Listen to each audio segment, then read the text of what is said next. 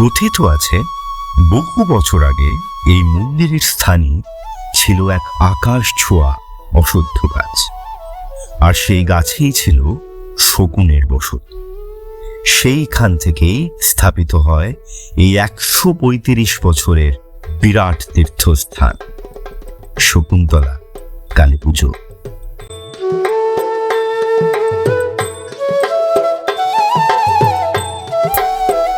কোন্নগর তথা হুগলি জেলার এই অন্যতম ঐতিহ্যপূর্ণ রক্ষাকালীর পুজো প্রতি বছর বৈশাখ মাসের কৃষ্ণপক্ষের দ্বিতীয় অথবা তৃতীয় শনিবারে এই পুজোর আয়োজন করা হয়।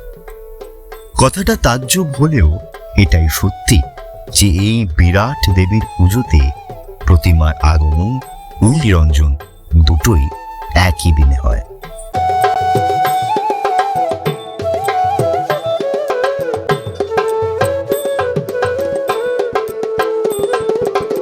পুজোর ঠিক একদিন আগে থেকে পুজোর দিনের দুপুর অবধি চলে বহু রীতি রেওয়াজ। ভক্তদের গঙ্গা স্নান, বেদিতে জল ঢালা ও এক পবিত্র রীতি দণ্ডি কাটা।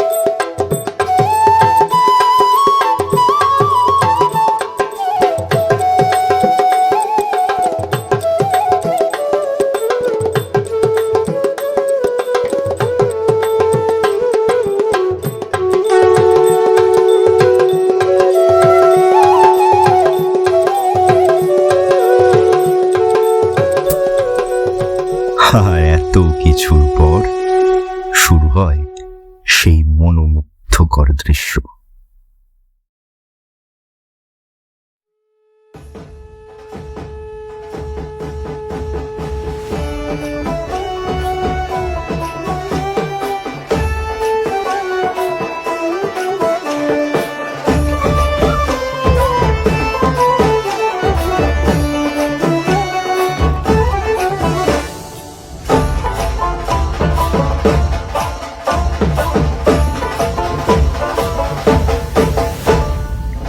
পুজো শুরু হবার সময় থেকে দেবীর প্রতিমা গড়ে আসছেন কোন্নগরের মৃৎশিল্পী পালপুরি।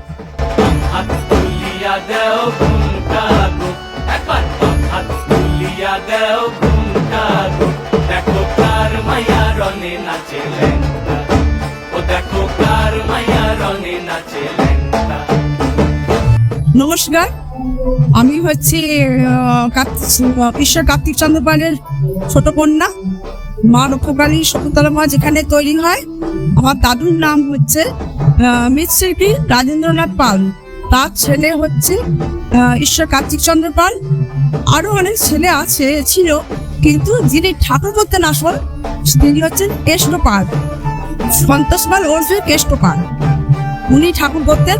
ওনার মানে এই অবস্থায় মৃত অবস্থার পর থেকে আমার তো দাদা বাদল পাল সে ঠাকুর করছে। আমি সেই বাড়ির মেয়ে।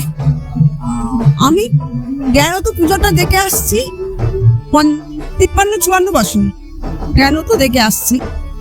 এই আগে এত মানে লোকালিটি ছিল না, কিন্তু যত দিন বাড়ছে ততই দেখছি যে পুজোটা মানে আরো উন্নতির দিকে যাচ্ছে বা ডিসিপ্লিন সব দিকেই যাচ্ছে। আমার দাদু যখন করতেন, আমি ঠাকুমার মুখে শুনেছি, তখন ছোট্ট ঠাকুর হতো, মাথায় করে উনি নিয়ে যেতেন।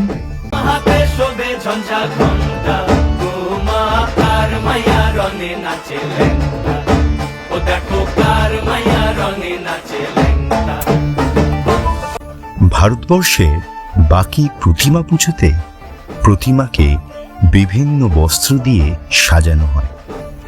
তবে সেই অন্যান্য প্রতিমার মতন শকুন্তলা দেবীকে বস্ত্র পরানো হয় না।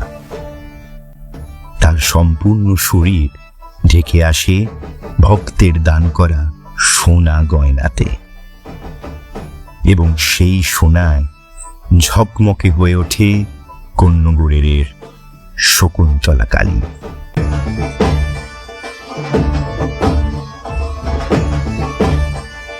ঠিক এই দিন পুজো হয় কন্যগড়ে বাকি প্রত্যেকটি রক্ষাকালীর মন্দিরও।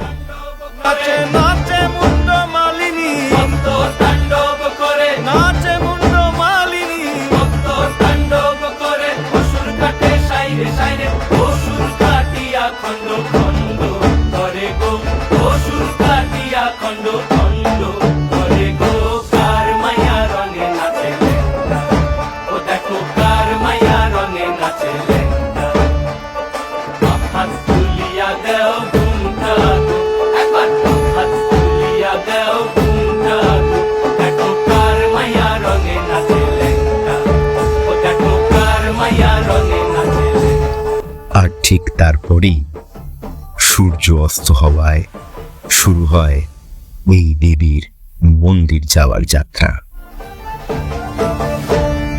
সে তারি বাজায় কেহ,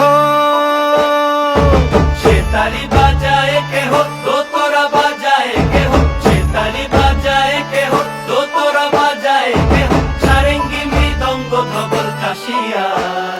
তার পদে পঙ্ক রাজ রাজে রণস্থলে শ্যামা নাচে, পদে পঙ্ক রাজ রাজে রণস্থলে শ্যামা নাচে। বাম হাতে শোভে ঝঞ্ঝা ঘণ্টা গোমা, বাম হাতে শোভে ঝঞ্ঝা ঘণ্টা গোমা। সেই গোলা থেকে বেরোন, মন্দিরের পথে রওনা দেন। সেই শোভাযাত্রা অতুলনীয়, মানে সেই মোমেন্টটাকে বোঝানোর মতো, মানে আমাকে ভগবান মুখ দেননি, তাও যতটা পারছি আর কি। মা যাচ্ছেন, আমরাও যাচ্ছি পেছু পেছু। আপনারা দেখতে পাচ্ছেন হয়তো শুভঙ্করী নিজের মন্দিরের দিকে রওনা হলেন। তুমি নাকি গিরিরাজের মাইয়া গো মা, তুমি নাকি গিরিরাজের মাইয়া, তুমি নাকি গিরিরাজের মাইয়া গো মা, তুমি নাকি গিরিরাজের মাইয়া। মত্ত তাণ্ডব করে অসুর কাটে সাইরে সাইরে, মত্ত তাণ্ডব করে, মত্ত তাণ্ডব করে অসুর কাটে সাইরে সাইরে, মত্ত তাণ্ডব নাচে নাচে মুন্ড মালিনী, মত্ত তাণ্ডব করে নাচে মুন্ড মালিনী, মত্ত তাণ্ডব করে অসুর কাটে সাইরে সাইরে, অসুর কাটিয়া খণ্ড খণ্ড করে গো, অসুর কাটিয়া খণ্ড খণ্ড করে গো।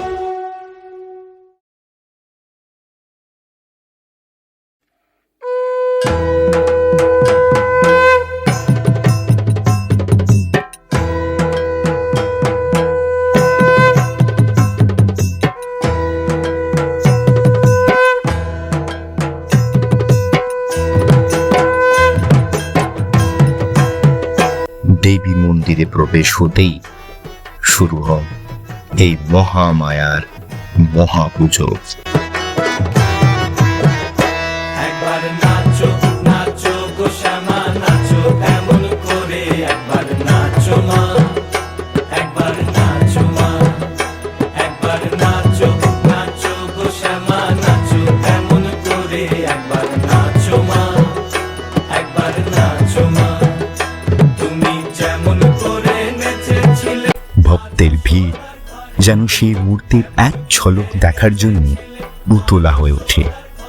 সারা রাত ধরে চলে পুজো পার্বণ। নাচো মা, একবার নাচো নাচো গো শ্যামা নাচো এমন করে, একবার নাচো মা, একবার নাচো মা, একবার নাচো নাচো গো শ্যামা নাচো এমন করে, একবার নাচো মা, একবার নাচো মা। তবে এছাড়াও এই শকুন্তলা কালীবাড়ি আরও একটি জিনিসের জন্য বিখ্যাত।